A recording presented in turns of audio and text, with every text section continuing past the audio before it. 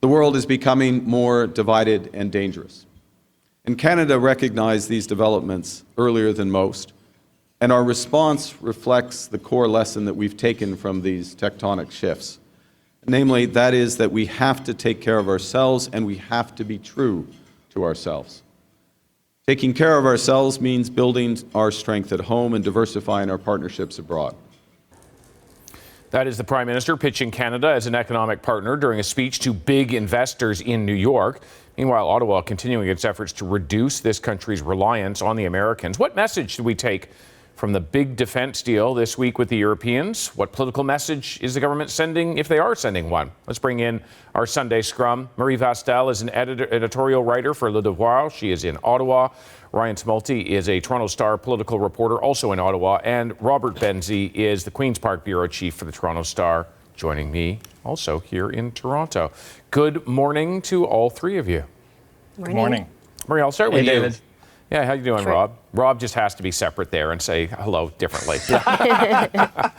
It's in my rider. It's in your rider, that's right. Marie, I want to start with you because, look, Canada's gone in and selected as the bidder the Swedish surveillance aircraft over 2 American bids. Many people have heard this. Is there a message we should take from that? Is it that we want more built here? Is it that we're going to look for others who aren't American? What is the message here? I think it's all of it. I think the government is very careful in framing this as not deliberately turning away completely from the U.S. And there is an argument to be made. I mean, the Saab bid that they went with is a Bombardier plane, so there are economic benefits to going that route and having some of the aircrafts built here and getting obviously the benefits from all that. That aircraft and surveillance system is also ready right away, as opposed to some of the other ones that were still in development. And Canada can make the argument to the U.S., look, we're not going with one of your partnership bids, but we will get the aircraft faster, and that's good for NORAD. So, you know, you have been asking for that, so you should be happy about that. That being said, this is an administration that is very unpredictable, that tends to take things with a little sensitivity. And so I think the government is also mindful that they have to be careful. And my understanding is that some conversations were had prior to assuage everything and really try to avoid getting a reaction out of them. But, you know, it's not a guarantee that it'll work, but they at least tried. And partly because you can't replace the U.S. overnight. 70% of our procurement is bought in the U.S. So, yes, we're diversifying, but it will take time. I think the New York speech was much more the political message going into CUSMA, because we're getting so close to a benchmark with you know, the review's supposed to happen around July 1st and June 1st being a benchmark to kind of say who wants what. I think that speech was much more an attempt to kind of maybe reset the conversation. We went from conciliatory to more defiant in Davos, and now I think we're getting back to a bit of a more conciliatory tone, focusing on where they can work together and they can apparently make America great again. I want to talk about where that speech happened, because it wasn't in Washington. It was in New York. So, Ryan, let me go to you on this. The fact that Mark Carney is going, in some ways, to his own home turf, talking to the big money investors who he used to work alongside, is he using them to try to advance Canada's position as we look at the CUSMA review? I think that's part of it. I think also, you know, the Prime Minister has been clear that he wants to see $1 trillion of foreign direct investment into Canada over the next decade. Well, that's where they keep trillions of dollars. It's on Wall Street. It's in these big hedge funds, in these big pension funds. That is where you go, you know, if you're looking for that kind of money. That is where the fish are. And, you know, with everything on the Carney agenda, you know, pipelines, port overhauls, massive infrastructure across the country, we're going to need a lot of money from outside this country to make all of those things happen. So, you know, I think that was part of it. I think it's also, though, saying that, you know, as much as, you know, the Carney government is candid enough that's saying that, you know, we cannot replace the Americans entirely, but we can certainly be less reliant on them. And I think that's what this push is all about. It's about not ending our partnership with America or the trade relationship.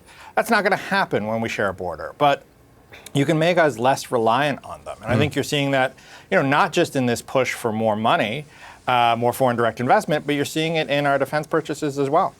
There is something to sort of to manage in terms of the electorate here, Rob, that yes, there are huge business-to-business connections between Canada and the U.S., and our supply lines run north-south over east-west.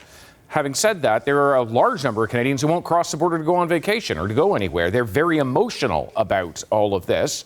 And I don't say that in a negative way necessarily, just as a reality that people are emotionally engaged in our relationship with the Americans. What does that mean for the Canadian government?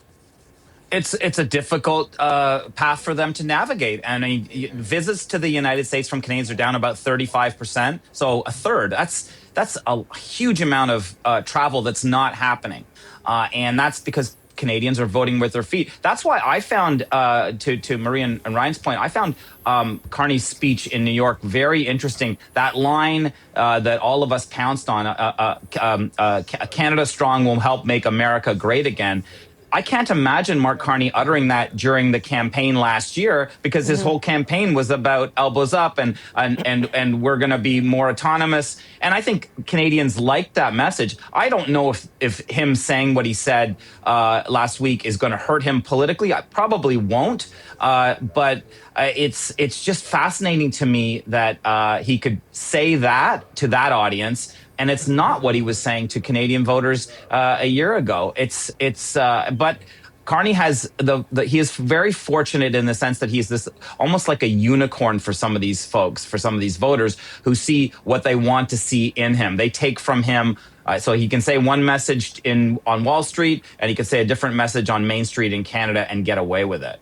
I want to loop back to where we started, and that is on defense. So we've gone with the Saab, the Swedish bid to continue those negotiations. Saab also, or the Swedes rather, wanted to bundle it with the Gripen fighter jet, have us buy those in addition to the F-35s we're committed to. What does this mean, the fact that we didn't go for the package deal? Rob, I'll start with you. We've only got 2 minutes, and then we'll work backwards. It means that we are not going to buy the Saab fighters. We're going to get more F-35s. We've got, I think, 26 of them coming. Got another 62 or so that are hung up because of the feud with the Trump administration. Canada has had American fighter jets since the 1950s, since the Avro Arrow and its predecessor were scuttled. We are going to have an American fighter platform. There's no question about that. Ryan. I think we are going to have an American fighter platform. I think we might also have a European one, though. We are talking about 5% of our GDP on defense spending. We are talking about $100 billion sub deals. It's not out of the realm of possibility that we might have two types of fighter jets in this country. And, I think the government is holding out on some of these things as negotiations, as leverage. All right. Last word to you, Marie, on this. Yeah, I was going to say the same thing. The fact that we haven't had a decision and they've been studying this for, over a year, to me indicates that it's not so much that they're not sure which way to go. It's that, to Ryan's point, I think they're trying to see how much they can hold out because of these negotiations. And I do think, to Rob's earlier point, this is where it's getting tricky. You can have a different speech depending who you're talking to, but at a certain point, people start questioning, what do you actually think and what are you actually getting done? And I do think that's a vulnerability for this government at some point. The Siliciums facility in British Columbia is just one of the major energy projects the federal government is looking to fast track as Mark Carney's Liberals talk about turning Canada into what they call an energy superpower. But the push to embrace oil and gas has cost the Liberals one of their MPs, former Environment Minister Stephen Guilbeault. All of it fodder for our Sunday Scrum. Go back to Marie Vastel, who's an editorial writer for Le Devoir, and Ryan Tumilty, who is a Toronto Star political reporter in Ottawa, plus Rob Benzie, Queen's Park Bureau Chief for the Toronto Star. Good day once again to all of you. Hi there. Hi. And Rob, let me start with you. The LNG deal, this has been something in the works since 2014. It was at one point said that there was no way this could move forward. The fact that it is, what does it say? Yeah. I mean, it's good news for Canada and for the oil patch and for Canada's dreams of being an energy superpower. David, this dates back. That 2014 was when Stephen Harper's Conservatives were still in power, and it was Stephen Harper who actually who 20 years ago, 2006, coined the phrase emerging energy superpower for Canada. And I remember at the time thinking, wow, he's really trying to recast this country in a different way. And it's interesting to me that it's now a Liberal government under Mark Carney that's kind of realizing that vision. And of course, there is a political cost to Mr. Carney within the Liberal Party, having lost Stephen Guilbeault, his former Quebec lieutenant, his a former minister in his government, a former environment minister in Justin Trudeau's government. And of course, there was that letter that was signed by Mr. Guilbeault and 13 other MPs that Radio Canada reported on about people within the Liberal caucus concerned about this MOU with Alberta to build a bitumen pipeline to the Pacific coast. So there's a whole bunch of balancing that Mr. Carney is doing. And, we talked about this in the first panel, and it's part of that really tricky tightrope that he's on.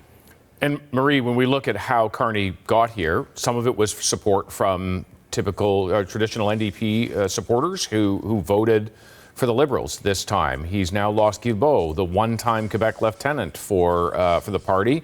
What does this do for him, Carney, in Quebec and more broadly?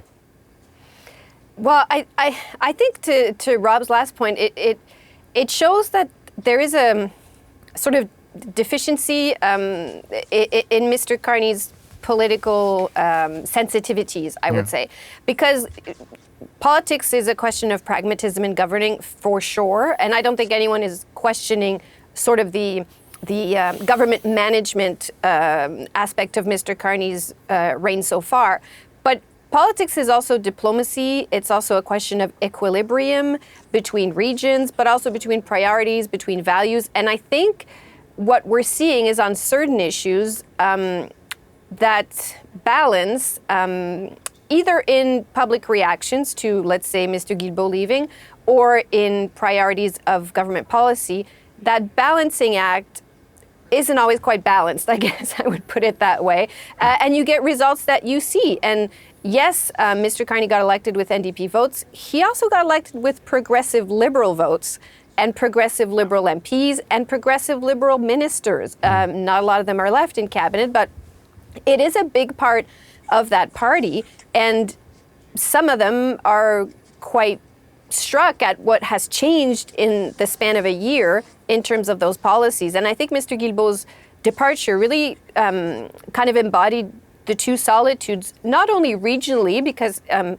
it's seen as sort of almost a tension relief in Western Canada that Mr. Guilbeault is gone, and maybe now they can progress on national unity and economic reconciliation. But opposite in Quebec, he's seen as an environmental symbol, which his departure kind of says a lot about where the Carney government is on environmental policy at this point. It's seen as quite a rupture. But I also see two solitudes ideologically between that pragmatism of we need to focus on national unity, economic growth, energy superpower, and the more progressive Liberals who are now, I think, thinking, well, if Guilbeault can't even stay in that party, even as a moral conscience for the Carney Liberals, then what does it say about the place of the environment for that government? And I think that's a challenge for sure in Quebec, because Mr. Guilbeault is quite known and respected, but I think also for progressive Liberals across the country. Ryan, I'll get you to pick up on this. If I've got to give Marie credit for working two solitudes into this, first of all, but if the Carney Liberals are preferencing economy over everything, how long can they continue to do that? Do we always need to have a foe at hand to say that the economy has to take priority? Well, I would say that, since he has been doing this, his poll numbers have only gone up. We talk about the potential rupture inside of the Liberal Party, but those 14 Liberals, 13 that we don't know of, signed that letter back in April. Since that time, I would say Mr. Carney has only leaned harder into economic decisions over environmental ones. And since that time, Mr. Guilbeault is the only one of them who've put their hand up and said, I've got a problem with this. The rest of them, we don't even know their names. So they are not necessarily prepared to quit or raise a big stink over these environmental concerns. They're being heard in caucus. and then the government is moving in a different direction. And I think, these LNG projects in particular are on a scale that is huge in Canada. The first LNG project in Canada, LNG Canada Phase 1, was the largest private sector project ever built in this country. Its second phase would be even larger. And this new project, Sealisums, is on roughly the same scale. So these are major economic drivers. Each one of them is probably worth half a percentage point to Canadian GDP. So these are big projects. Rob, I'll turn to you. No, Ryan's right. I mean, these and remember, there is pressure on Mr. Carney to show some results. Now, this LNG project to Germany is still provisional, and it wouldn't be till the 2030s that we'd begin seeing LNG shipped for 26 days, David, from the Pacific coast through the Panama Canal across to Germany. So it's not the quick fix that people like Pierre Poilievre are understandably asking for the Prime Minister. I mean, we saw the news Friday that we're in a technical recession. That gives Mr. Poilievre some ammunition.